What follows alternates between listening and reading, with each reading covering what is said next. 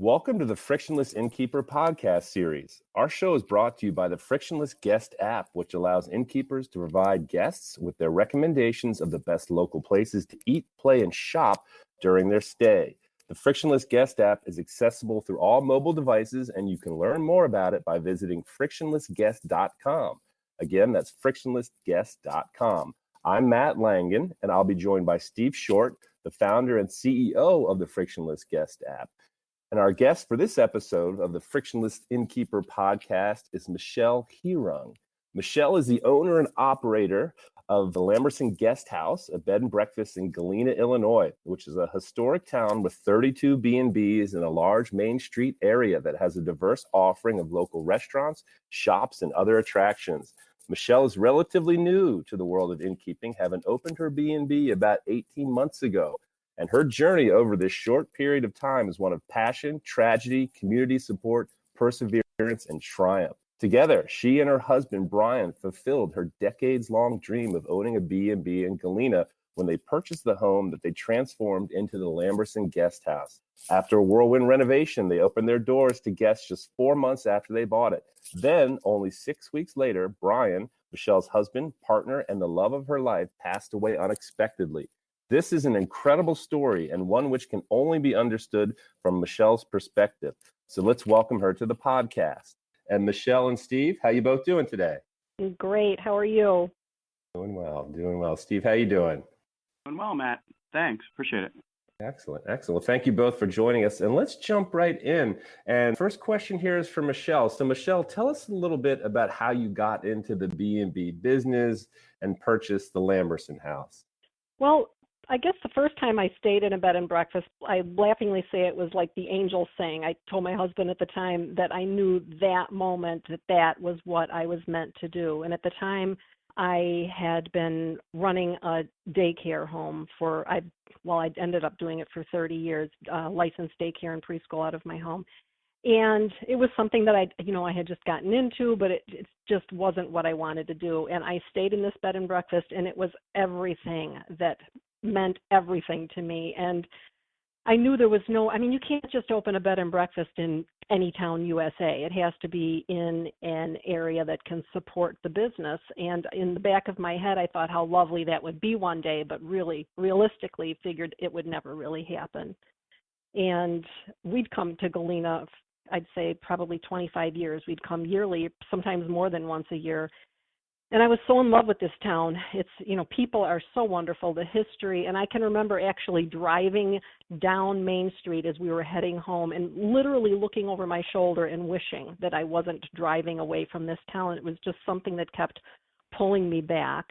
And then I guess fast forward to 2016, Brian comes to me. I remember it so clearly. It was a Sunday afternoon, and he came to me and he said, this is our time. Let's do this. Let's open a bed and breakfast. We can, we've raised the kids.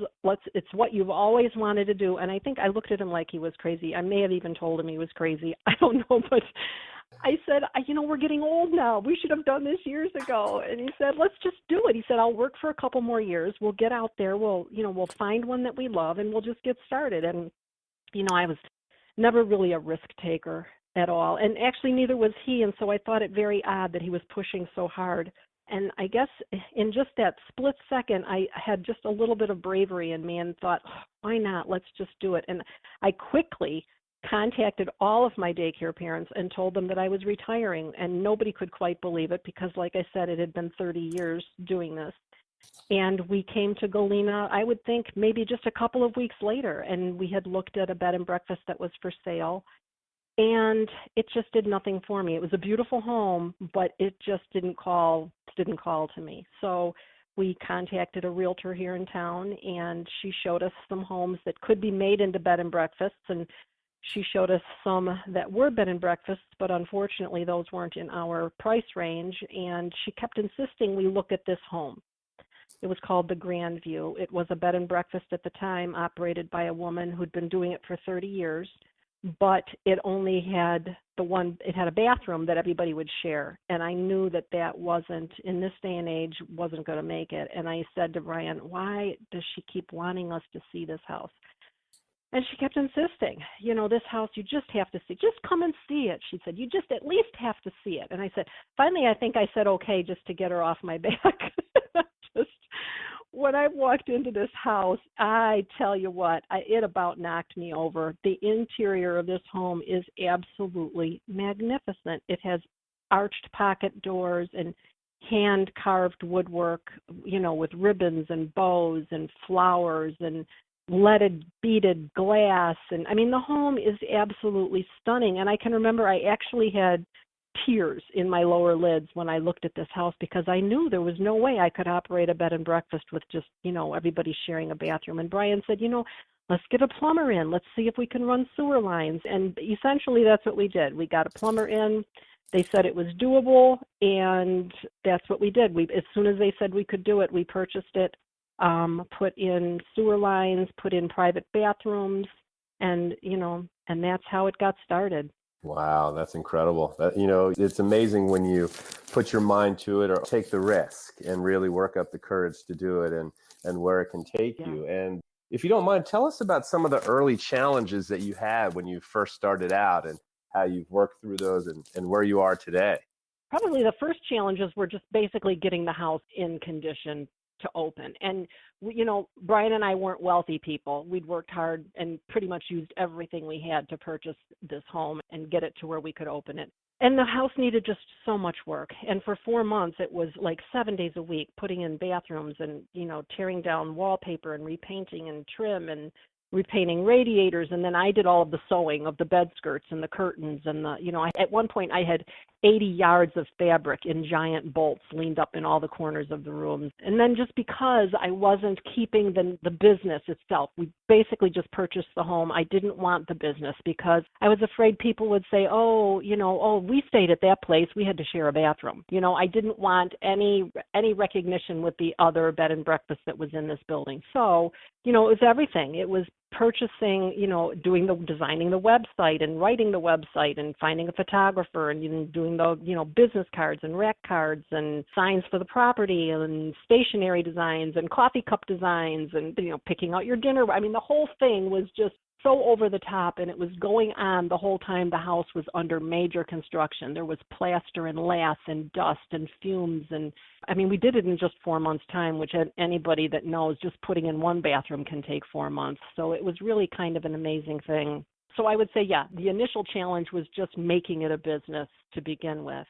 Yeah. And then, once we were open, I say I was flying by the seat of my pants, and I swear I was. I had never taken a course. I'd never been to a B&B conference. I knew I had stayed at dozens of B&Bs because it's what I loved. And, we'd stay in one and I would say to Brian, oh gosh, if I had mine, I would do it just like that. Or, I love this, but, they really need this because, little things like, if you're in a bedroom, you really need to have a nightstand on both sides of the bed. I don't care how small the room is, little things like that. And somehow they were stored in my brain. And when the opportunity came, somehow I just started pulling it all out of my head. And I guess I just try to treat the people and run my business the way I enjoyed being treated when I was a guest.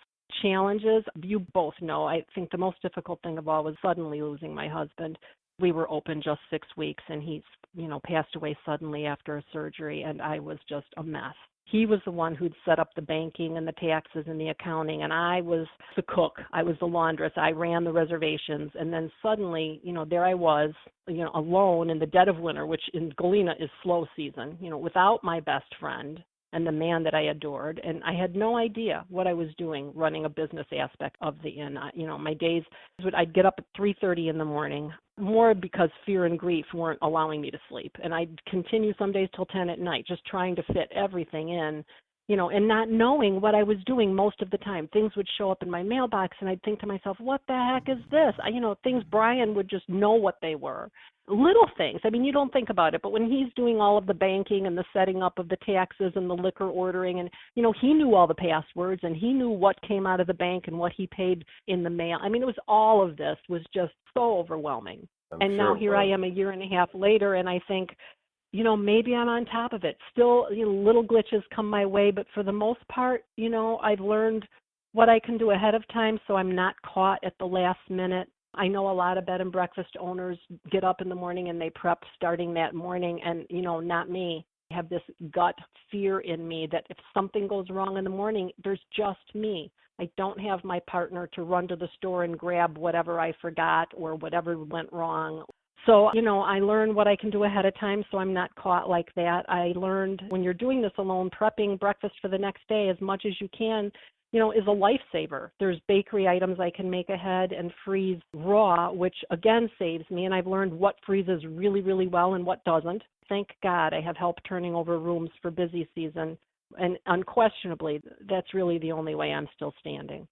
Wow. Like going through such tremendous life change, number one, and then losing your husband and then adapting and being a year and a half after everything you've learned, it seems like you've gone from survival to, running the business. Do you feel like you've evolved in a way like, wow, I've really tapped into a deep reservoir of capabilities in myself that I never knew was there? You know what I'm You're saying? so right. I mean, you're absolutely right. I think to myself, wow, I never thought I was a strong person at all. And people continue to say, you're so strong, I could never do it. And to be honest with them, I look them right in the eye and I say, oh, yes, you could. You could, because you don't have any choice. Really, you don't. What were my choices? Curl up in a ball and do nothing? I mean, Brian worked so hard to give this to me. And that would have been the cruelest thing of all, for me to just say, well, I can't do this now without you. That would have just been horrible. And it is my one love. It's what I love doing more than anything else. What would I do? What would I do, really? If I decided I'm just going to give up and not do this, what would I do? I would never find anything that I love doing as much as this. It's just exhausting. But yes, boy, I've surprised even myself at how much I've been able to withstand, I guess. Yeah. That's amazing. That's amazing. Well, it sounds like based on our previous conversations, you've tapped in nicely to the entire Galena community, your tourism landscape network, if you will. Tell us a little bit more about that, because it sounded like a lot of people stepped in to help you, and it's a wonderful hospitality community there. And it seems like that's been a big part of your adaptation and success. Oh, absolutely. And I tell everybody this. I think you could have put me in this situation in any town in the country, and I honestly, and I truly believe, I don't think I would have come through it. It started the very first day after Brian passed, and my kids, they got here as quickly as they could. And you don't like to think about it, but the first things you need to deal with are, when you're running a business and suddenly something happens, was we needed to get to the bank. And I'm not kidding you when I tell you, I had never been to my bank. Brian was the one that did all of this, and I was so busy running the inn that he did the banking, and I never had to. And I went to the bank, and I'm flanked by my boys, and we walk in, and I'm talking to the lady who I had never met, who now, once you're in Galena, you know everyone by their first name. And I walked in, and she happened to be sitting right there, and I explained to her who I was and that Brian had, and she already knew, because it's a small town and word gets out fast. She knew he had passed, and she looked grief-stricken for me. And she offered her condolences, and I said, I guess I don't know what to do. I said, Brian has a debit card here. Brian, we had to get everything in my name. And then I looked past her, and I saw a sign that said, bake sale tomorrow. And as crazy as it is, your head is not in a normal place. And I remember gasping to myself, and I said, out loud, I said, oh no, I said I would bake something for that. And she looked at me, and she said, honey, I'm going to bake for you. You don't have to. Now, I had never met this woman in my life, and this was just Galena. She had never met me, and she knew that I had an obligation. And she took it on herself to bake something for me, because I had promised to bake something for the bake sale. I had, for the week that my family was staying here with me until Brian's memorial, I had every family that owned a bed and breakfast in our Best of Galena network come and bring food for an army. Every day they took turns. And I don't mean they brought a dish. They brought every course, including dessert and sometimes beer and wine, and they would bring enough for everyone staying at my home. I had other bed and breakfast owners emailing me, calling me, stopping by. I was in such a mess that in 2.5 weeks I had lost 30 pounds, because I was like a deer in the headlights, and just the grief and fear. I couldn't even eat. And look at food, I couldn't do it. And I would have one innkeeper would call me, and I'd pick up the phone, and this is what I'd hear: "Have you eaten yet?" And it'd be 2 PM, and I'd say, if I even paused too long, she'd say, "Damn it, I'm busy. I'm coming over to bring you food. I'm going to stay there till you eat, and I've got things to do, so you better eat." This is the kind of thing. But these are fellow innkeepers. These are not competition to me. These are my dear friends. We meet once a month. But in between, if I have a problem or a question, or anybody has a problem or a question, we know that we can all count on each other. They're wonderful. My neighbors, the people in Galena, it was the dead of winter, and I would come home from the grocery store, and there would be a mason jar of hot soup on my doorstep. Now, mind you, there would be no note telling me who it was from. Nobody wanted the recognition. That wasn't why they did it. It would just be, a hot jar of soup because they knew I wasn't eating. And I couldn't even thank anybody. I was going around saying, "Are you the one that left me the soup?" And nobody would even, fess up. It was things like that. I'd look out my kitchen window, and I've got, a neighbor who's older than I am, and she would be in my yard pulling weeds in my flower garden. And she'd say, "Honey, you don't have time to do this. And besides, this is good exercise for me."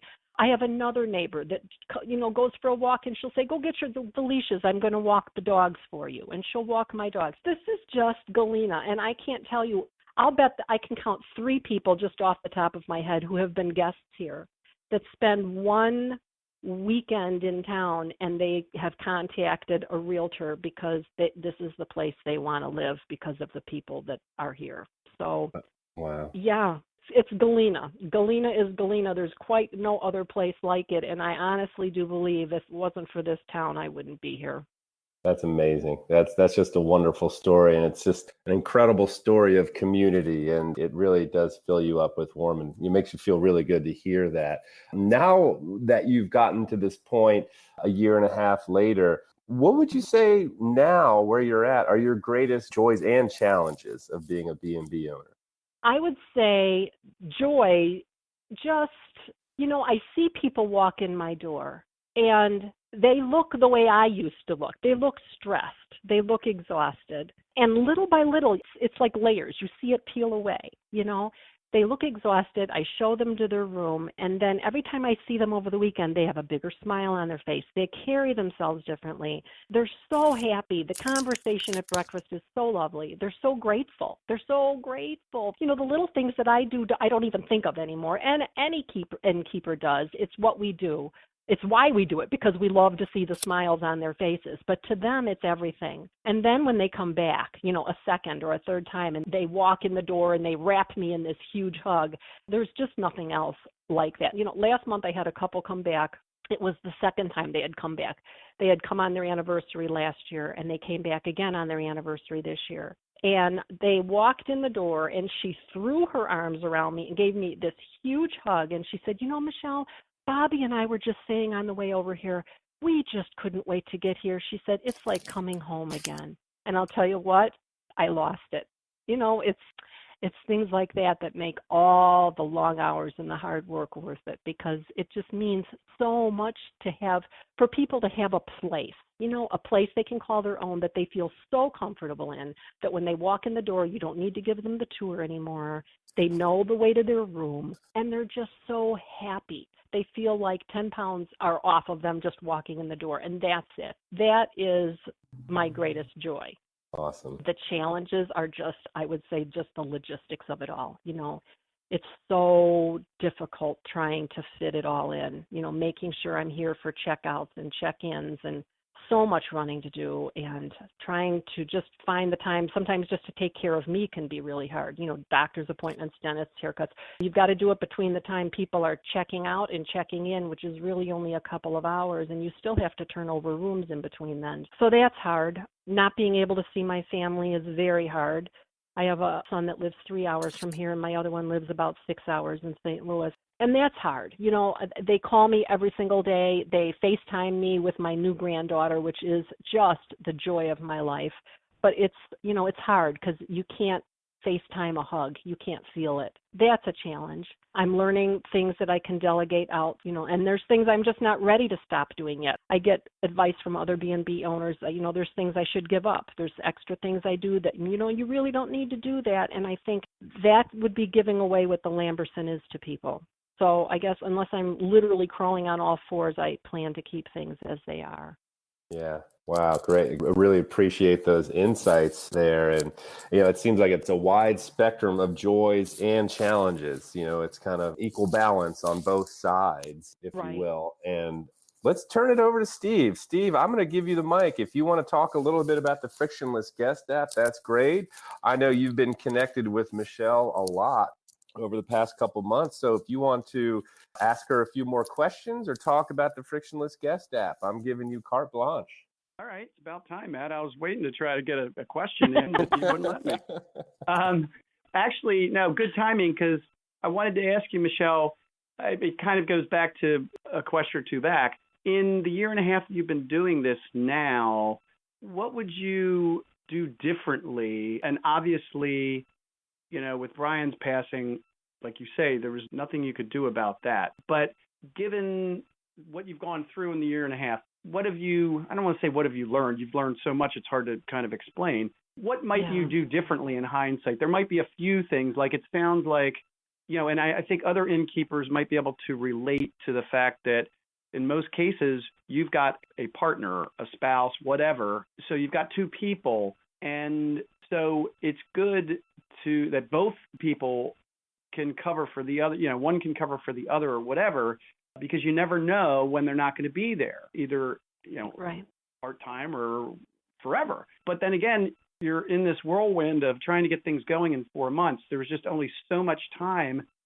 And, so I'm just wondering, would you have done anything differently in hindsight in terms of coverage, knowing some of the other stuff that you didn't know? And then also anything else that kind of stands out that in hindsight you would try to do differently, or I don't know if that's the right way to ask the question, but that you've really learned from, that you can look back and say, I wish I would have known that. You know what I mean? Yeah. The only thing, I'm sure there's lots of things like that, but the one thing that absolutely comes to mind is to take time off during busy season, which in Galena, last year I worked straight through from the first week of August till the last week of November. This is how exhausted you are. You remember when you get one day off, and it was because I blocked it out. I took off September 10th because I needed to get out here in Galena. If you need to stock up on anything, you kind of have to drive into Dubuque, which is really only a 20, 25-minute drive. But once again, when you're it and you don't have anybody else, a 20, that figure year around trip is an hour. And then the time that you spend running to, your Sam's Club or whatever, stocking up on all of the massed type of goods that you have to stock up on, you can't do it without having somebody back at the inn taking over for you. So I took a September 10th off, and I took October 31st off because my son was getting married. And other than that, I had no time off, and I was a mess. I was exhausted. There were days where I would I'm not kidding you, I would sit down and sob, ugly cry, where your lips swell and there's, you can barely breathe. And then I'd say, Michelle, you don't have time for this. Get up. And I would get up and I'd dry my face and I'd go on with it. And so now I've learned I need to take time off. And I have gone into every single month through the summer and fall, and I've taken a Tuesday and a Wednesday off back to back, because a day off isn't a day off when you're still having to fix breakfast in the morning and be here for the guests till they check out at 11. And a day off isn't a day off when you have to be back by 3 in the afternoon that next day to check people in. So I took 2 days off, and I've learned Tuesday and Wednesday is best, because if somebody's going to make a long weekend of it, they're either going to, book Monday or Thursday. So every month from May through October now, I'm taking a Tuesday and a Wednesday off. And I think, honestly, is going to save my sanity, which I didn't do before. and it's going to give me that day. People may not think that's a day off, but truthfully, it's a day off. It means, there's not the stress in the back of my head like, wow, I'm running out of toilet paper. What am I going to do? Or, so it'll give me a day to restock, and then a day, frankly, to start making. I make all my own cookie dough. I make brownies to put on the pillows of my guests. And these are the kinds of things other innkeepers will say, why are you doing all of that? Well, because my guests love homemade cookies, and they get so excited when they see the brownies on their pillows. So those 2 days off is going to mean a lot. I've already noticed a big change in just having a couple of days to get caught back up again. So that's the one thing I can think of. And you say that you're doing that, is it that Tuesday and Wednesday, is that once a month or each week? Once a month. Once a month, I've gone ahead and blocked out all of the rooms on a Tuesday and a Wednesday each month. Now, right now, I'm on day 21 without a day off, and I don't have a day off now until the 26th of June, which is, do the math. I don't even know. I don't even like to know. But I know it's coming. I know I've got 2 days coming in June that I'm going to, be able to sleep in maybe a little bit, although that's another thing. And most innkeepers will tell you that too. You get a day where you can sleep in, and your body just automatically wakes you up at the crack of dawn. There's no real sleeping in. But yeah, it's good. It's good. It gives me I can look at it's a light at the end of the tunnel. I think, the 26th, I'm going to have a free day. So it's good. It's all good. That means then you've had at least one room booked in between since the last time you've been off? Right. Wow. Okay. Yeah. And at least one room booked or a room booked where I have to get up and do breakfast and check out and, do the laundry or I have to be there by 3 to check guests in. There's not a single day where I'm not working. I have to be here for at least half of the day because I'm either checking in or checking out, or checking in, checking out, and I still have, guests in one or two of the rooms. So your Tuesday, Wednesday, once a month means no bookings. You just have those dates as you take that out of with your booking engine. Right. I just go in and cross off those days. So if somebody goes online, they can't book a room. They look online, it looks as if my rooms are full. And that they don't have an opening. And, granted, I guess that I probably am losing a couple of reservations, but my sanity, I've learned that my sanity is more important, really, and my health, because your health does start to deteriorate when you just don't stop. My kids get really concerned about that. They're like, Mom, what good are you going to be when you're a heap on the floor? At some point, kids become adults and adults become kids. I think I'm at that point now. So. Absolutely. So the busy season, August 1st through end of November, what's that like? Is that like pretty much every day you're fully booked? I know you've got, just to let everybody know, you've got 3 rooms, right? I have 4 rooms. 4 rooms available, right. Okay. So during the busy season, are the 4 rooms booked almost every day? Well, busy season goes through around Halloween, through October 31st, and it's already getting busy. Now, beginning in March, I think every weekend in March and April I had, on the weekends, all 4 rooms booked, and 1 or 2 rooms booked here and there during the week. I'm now getting where during the week, I have 2 or 3 rooms booked during the week, and most weekends I'm full. Last weekend and this weekend, I am not, and this seems to be, from what I hear from other places, because it's graduations and it's weddings, and people don't, they're already tied down to those type of social engagements the first couple weeks of June. But after that, I'm looking ahead, and, my weekends are full. Now that the weather is nice, I'm getting a lot of last minute. They're calling and saying, do you have a room tonight, or do you have a room tomorrow night? So, I may look ahead, and it looks like my week is fairly comfortable, and by the time that week comes up, a lot of my rooms are booked. So it's already starting to get that way because we've had some beautiful weather here. Mm-hmm. Now, your bookings, you don't use any outside OTA type sources. You just only allow for booking directly through your website. Is that right? That's correct. That's correct. I mean, I thought about it, but honestly, I don't want to lose the income from the OTA. So I have a small enough in, and I need the money that I'm earning to run this because I don't have my partner.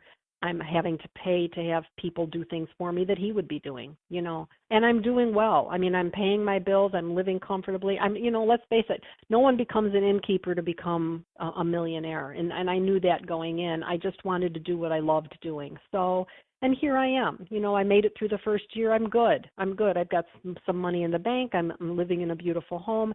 And that's really, for some people, might not be enough. For me, really, that's all I ask. I'm comfortable. I can purchase what I need to purchase, and it's all good. So for right now, no. And not to mention the fact that, dealing with an OTA, I don't want to have to be messing with a whole accounting system. Right now the money comes in and out, and I know where it's at, and I know where it's coming from, and then I start dealing with an OTA, and there's different income coming from here and from there, and there's discounts taken, and there's percentages, and I just frankly don't have I barely have enough time now to get through my accounting and my paperwork and my banking. Basically I get up in the morning, and that's what I do before I even start fixing breakfast is I sit at the computer for an hour and I just try and get as much paperwork done as I can, and I think I just don't need one more thing to tie me up, so I don't do it. So since Lamberson had been a bed and breakfast before, although it sounds like kind of for 30 years, so maybe it was not being marketed or run with the same fervor as, at the beginning of those 30 years towards the tail end. I'm not really sure.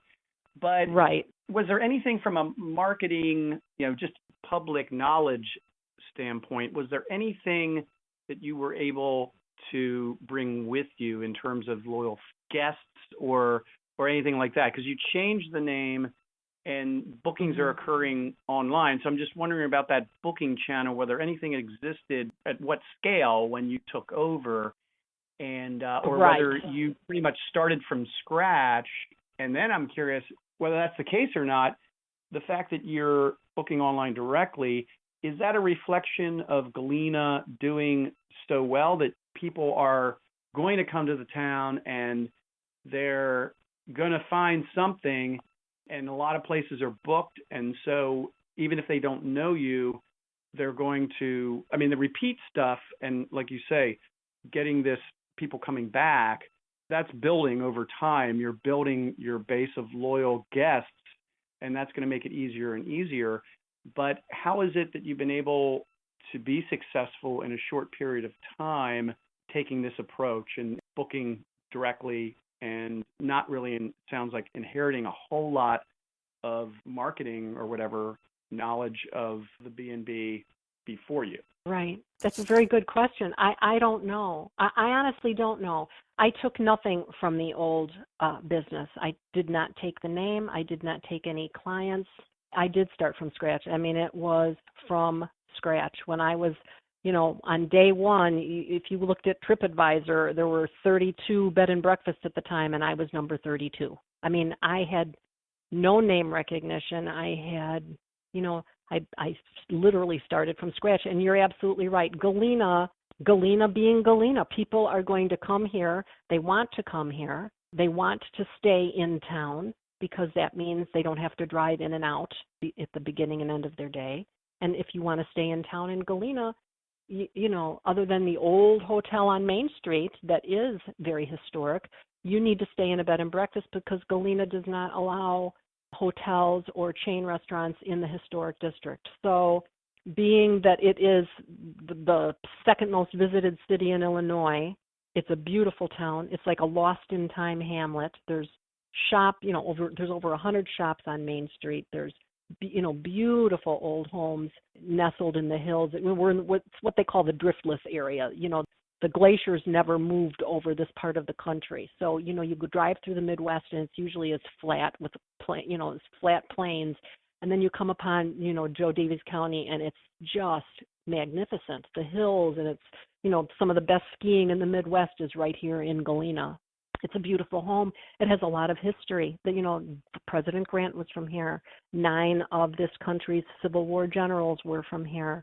There's, so much to do in town. There's a magic show. We have a master magician that has a magic show in town. There are, there's a distillery tour with tastings. There's wineries. There's wine tastings. There's beautiful boutiques and shops. There's the museums and, of homes that you can tour. And, basically we are here, we open our door, and we hope people find us. There are enough people wanting to come to Galena that, like I said, my fellow bed and breakfast owners are, I guess you can call them our competition, but we're not. We're friends. There's plenty for everyone. I was just fortunate enough to come here. Like I said, this is the place for me. And starting out with absolutely nothing, starting at number 32, I've slowly climbed, and I'm close to the top now. And it amazes me. I have to tell you, it just amazes me. And I don't know what I'm doing. I just do me. I'm just me. I treat people the way I would want to be treated when I'm visiting a bed and breakfast. I try to give them the best of everything that I can afford to give them, and sometimes then more. But they leave with a smile, and I have so many return visitors that I'm just ecstatic. I get so excited that I keep a grid in my kitchen of who's coming in.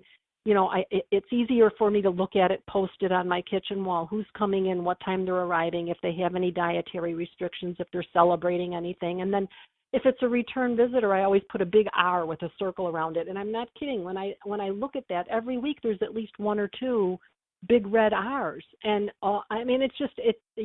for me, that's everything. That really is. That's just everything for me.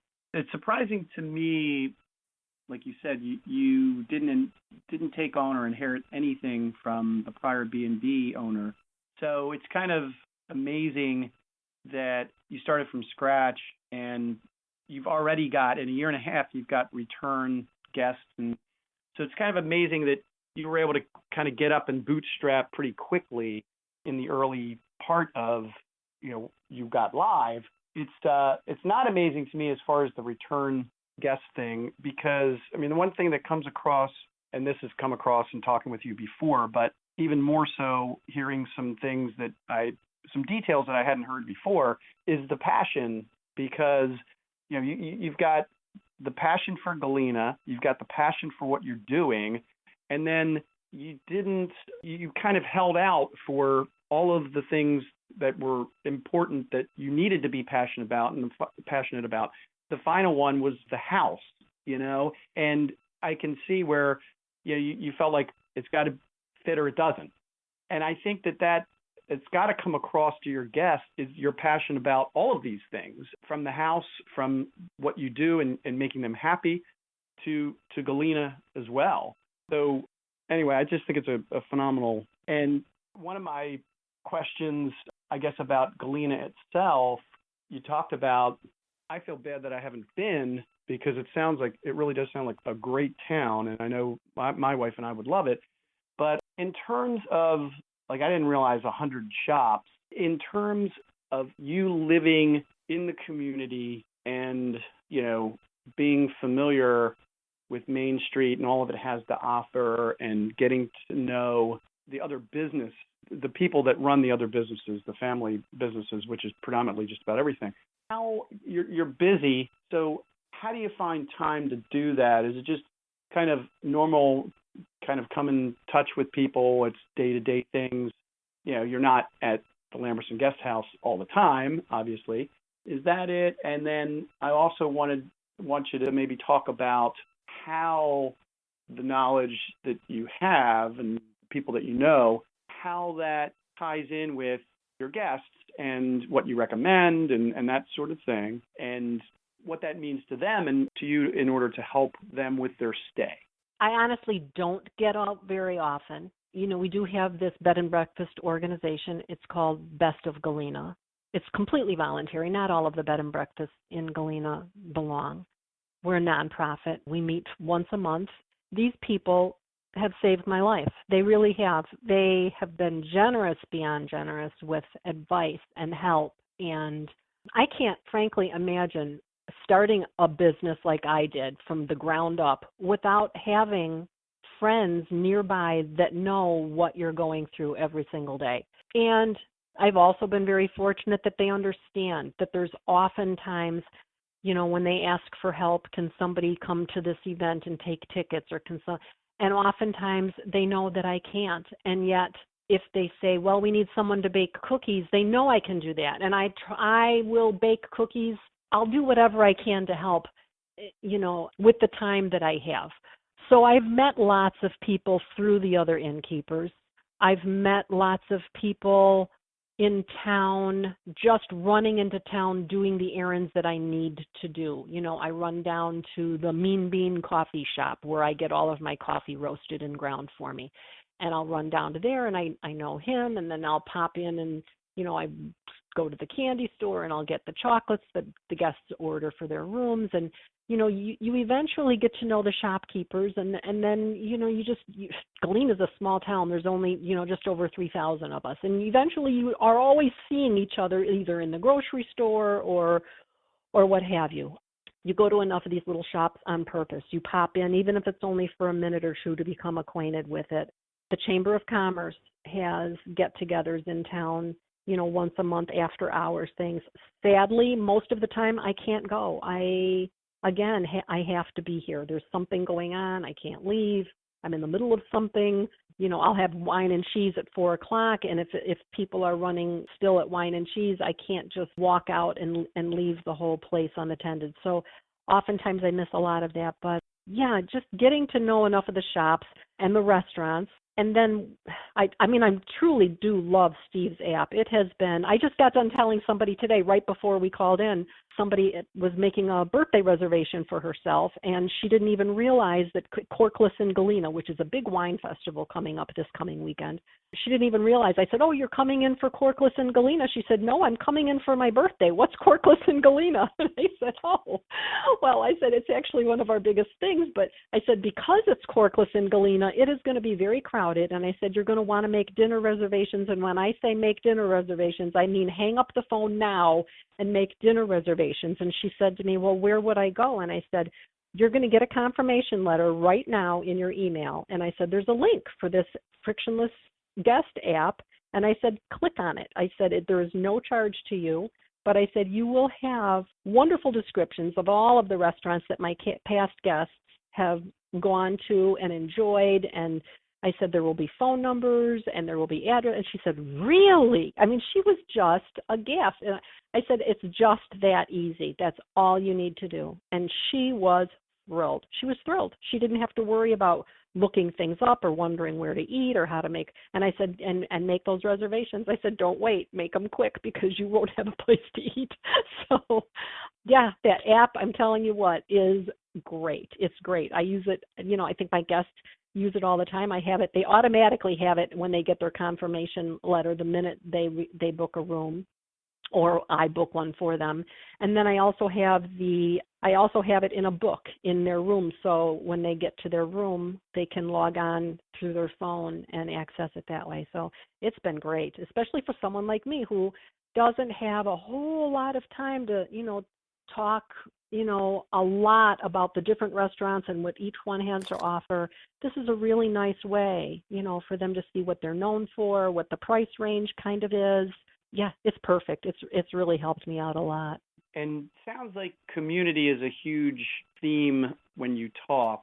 And I mean, obviously, you're not going to recommend, like you say, you're basing your recommendations off of your experience, but also the feedback you get from guests. You're not going to recommend a place, even if you know the owners, the shopkeepers or the restaurateurs or whatever, and you like them, you're probably not going to recommend their place if there's been a lot of negative feedback or whatever, or you just don't care for it or whatever. Right.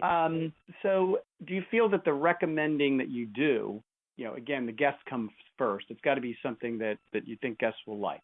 But right. Is there an element of, I don't know, pleasure is the right word, but what do you get out of that recommending? Do you feel like this is kind of strengthening the community, or at least your network of all of these, small business people? They come back to me, they will come back to me and say, oh, some guests of yours were here. I get that a lot. Some guests of yours were here. They said, they were having a really good time, or, they said that, they were looking for this and, this is where they should come. And people appreciate it. They appreciate it. And it's very cyclical in town. Now I can honestly say, there are such great shopping experiences and such great food in this town that, frankly, they wouldn't survive if they weren't all good. That's the thing. That is the thing.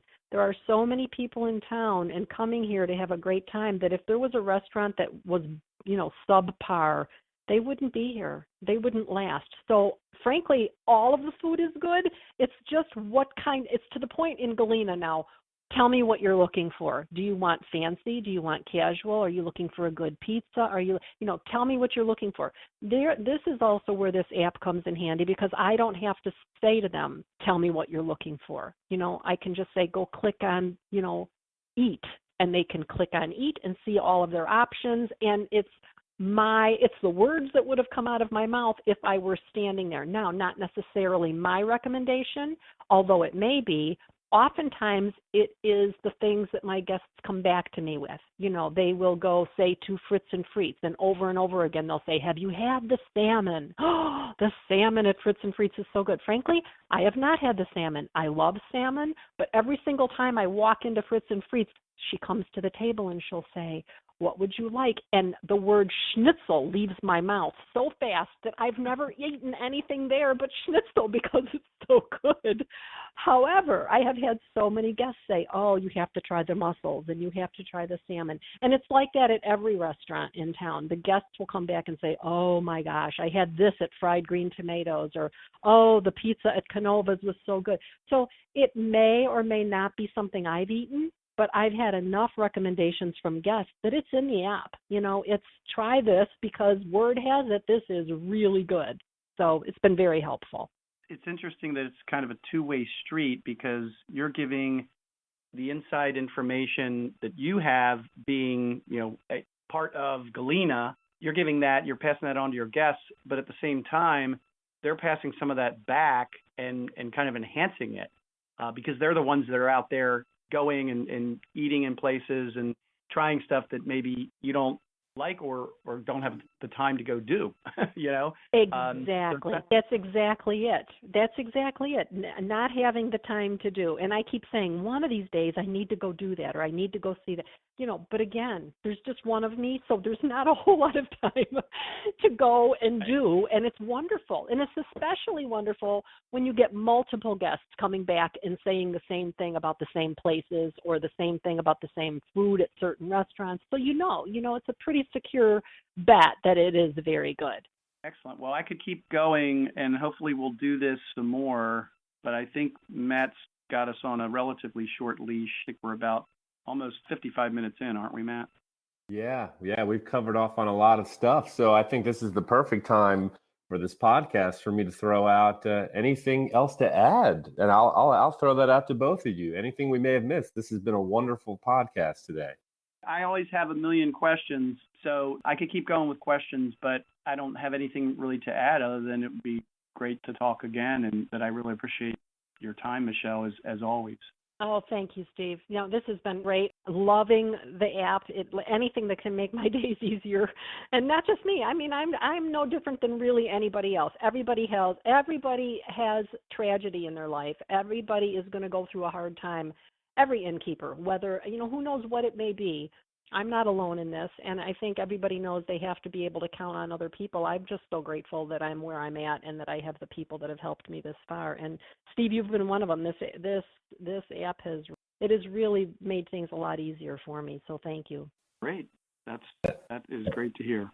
Awesome. That's awesome. What a perfect way to end this podcast interview. And for all of our listeners, you just heard the premier frictionless guest app podcast interview with Michelle Heurung, the owner and operator of Lamberson Guest House in Galena, Illinois. And we were also joined by Steve Short, the founder and CEO of the Frictionless Guest app. And Michelle and Steve, thank you so much for your time today. Thanks, Matt. We'd like to thank our guest, Michelle Heurung, the owner and operator of the Lamberson Guest House in Galena, Illinois, for joining us, and thank you for listening. We really hope you enjoyed this episode of the Frictionless Innkeeper podcast series brought to you by the Frictionless Guest app. If you wish to learn more, please visit frictionlessguest.com. Again, that's frictionlessguest.com.